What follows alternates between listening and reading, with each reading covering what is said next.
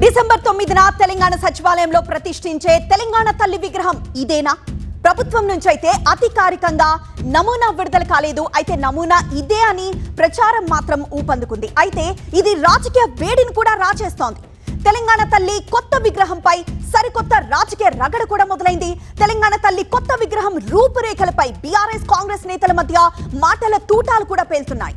Right, ఒక్కసారి పాత విగ్రహం ఎలా ఉంది, కొత్త విగ్రహం ఎలా ఉంది ఒకసారి కంపేర్ చేసి చూసుకుందాం.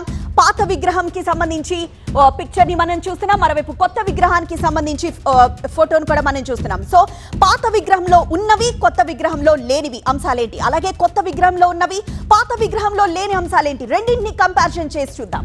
రైట్, పాత విగ్రహం ముందు తల నుండి చూసుకుంటే పాత విగ్రహంలో తెలంగాణ తల్లి తల మీద కిరీటం ఉంది, కొత్త విగ్రహంలో మాత్రం కిరీటం లేదు. ఇక పాత విగ్రహానికి సంబంధించి తెలంగాణ తల్లి మెడలో పెద్ద హారం కనిపిస్తోంది.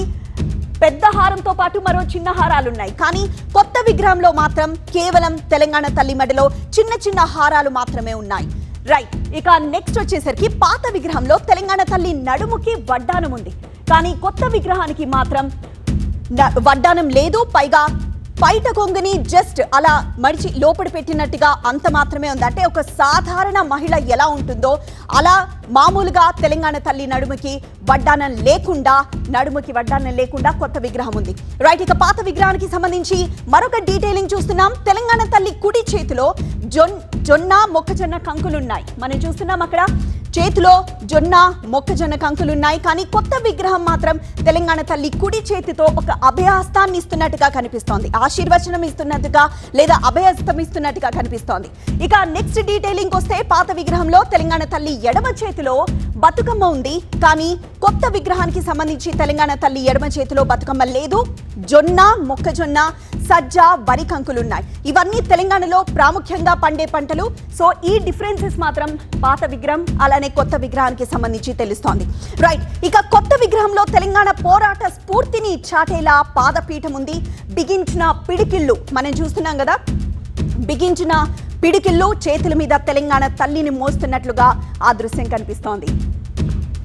సో అది పాత కొత్త విగ్రహానికి సంబంధించి డిఫరెన్సెస్. సో ఇది అధికారికంగా అయితే ఈ విగ్రహానికి సంబంధించి కొత్త విగ్రహం ఎలా ఉండబోతుంది అన్నది అయితే అధికారికంగా ప్రభుత్వం నుండి అయితే విడుదల కాలేదు. కానీ ఒక నమూనా మాత్రం మనకి తెలుస్తోంది. కొత్త విగ్రహాన్ని ఒక సాధారణ స్త్రీ లాగా చూపించాలని ముందు నుండి కాంగ్రెస్ భావిస్తున్న నేపథ్యంలోనే ఇప్పుడు కూడా బీఆర్ఎస్ ప్రభుత్వం ఉన్నప్పుడు తెలంగాణ తల్లి రూపురేఖల్ని మార్చి ఇప్పుడు కాంగ్రెస్ ప్రభుత్వం ఈ విధంగా ఇది కేవలం నమూనా మాత్రమే, సో ఇలా ఉండొచ్చన్న ఒక అభిప్రాయం అయితే వ్యక్తమవుతోంది.